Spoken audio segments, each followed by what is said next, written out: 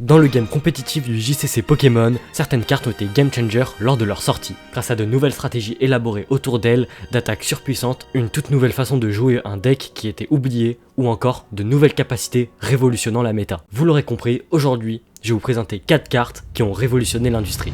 En premier, je vais vous parler de Mewtwo X. Sorti dans les boosters Breaks House en novembre 2015, lors de sa sortie, la méta était basée autour de Yveltal X et Seismitoad X, qui étaient tous les deux des decks plutôt robustes avec une pression offensive en continu, concentrée surtout sur le rythme de combat et le contrôle des énergies. Mais cette mise en place s'est renversée avec l'arrivée de Mewtwo X, qui a eu la chance d'émerger un nouveau style de deck, plus rapide et agressif que les précédents, ce qui permettait de counter l'ancienne méta. Soit dit en passant, je ne vous ai même pas parlé de la carte en elle-même. Mewtwo X est une carte de type Psy avec 170 PV, ce qui était assez élevé pour l'époque, ayant pour attaque Photon Wave qui inflige 30 dégâts à l'aide de 2 énergies unicolores, une attaque permettant de mettre quelques dégâts en début de partie, et rester plutôt défensif. Sa seconde est Psy Burn, qui engendrait la perte de 120 dégâts aux Pokémon adverses. Mewtwo était souvent joué avec des cartes comme Hypnotic Laser, un outil infligeant 10 dégâts et empoisonnant le Pokémon défenseur, et place également 2 marqueurs de dégâts supplémentaires par tour de poison, et aussi permettant d'empoisonner l'adversaire au premier ou deuxième tour, accompagné de la carte Virbank City Gym,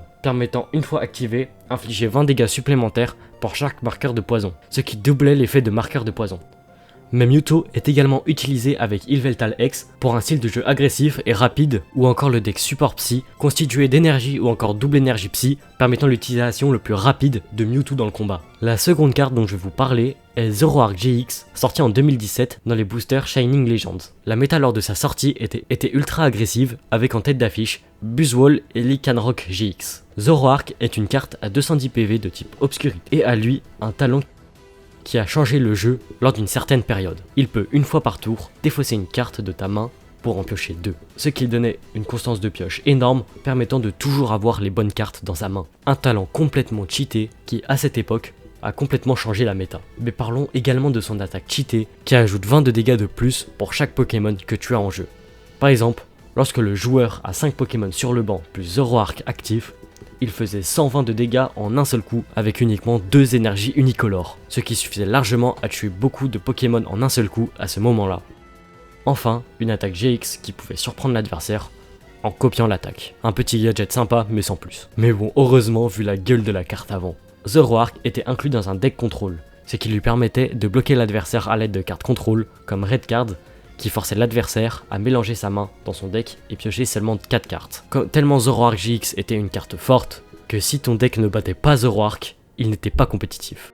La troisième carte dont je vais vous parler est Tapu Koko GX. Pokémon gardien d'Alola de la 7ème génération est une carte qui a su se démarquer grâce à son talent Aero Trail, qui lorsque tu le poses sur le banc depuis ta main, tu peux déplacer autant d'énergie électrique que tu veux de tes Pokémon vers le Tapu Koko. Sa première attaque, Sky Eye Close, qui inflige 130 dégâts à l'adversaire à l'aide de 3 énergies. Mais a également comme attaque Tapu Thunder, coûtant également 3 énergies, une attaque dévastatrice qui a comme particularité de rajouter 50 dégâts chaque énergie attachée au Pokémon adverse. Une attaque permettant d'infliger de gros dégâts au deck stockant beaucoup d'énergie. Tapu Koko est une carte qui arrivait au bon moment, car la méta lors de sa sortie était basée sur le stock d'énergie sur le banc ou sur l'attaquant principal comme Darkrai X ou Mega Rayquaza ou encore Solgaleo GX. La dernière carte dont je vais vous parler aujourd'hui est la légendaire Suicune X qui est sortie récemment, il y a 3 jours à l'heure où je tourne la vidéo. Suicune est un Pokémon de type eau ayant 140 PV.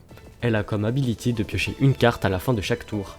Un mécanisme puissant pour améliorer la constance de ton jeu et faire tourner rapidement les cartes de son deck. Son attaque principale, nommée Crystal Waltz, cette attaque ajoute 20 de dégâts à la carte pour chaque Pokémon sur le banc adverse et le nôtre, ce qui permet d'atteindre uniquement d'énormes dégâts avec uniquement 2 énergies comme ressource. Un mécanisme qui oblige à avoir une gestion du banc irréprochable. Suicune est souvent accompagné par le Pokémon Mantique, permettant d'attacher gratuitement une énergie eau sur l'un de tes Pokémon sur le banc.